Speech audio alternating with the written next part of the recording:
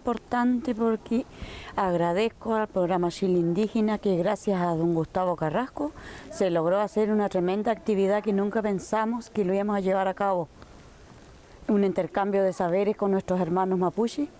Uno conoce las opiniones de otros hermanos, su forma de vida es diferente a la nuestra acá como isla, como Chilote. Muy importante la actividad que se dio adelante en este chafún, que es un gran chagún, una gran reunión en donde se produjo un interesante intercambio de saberes y de conocimientos ancestrales entre el pueblo huilliche y el pueblo mapuche que vino desde la Araucanía en dos delegaciones, digamos, para representar a la novena región en el palín o el deporte tradicional del pueblo mapuche.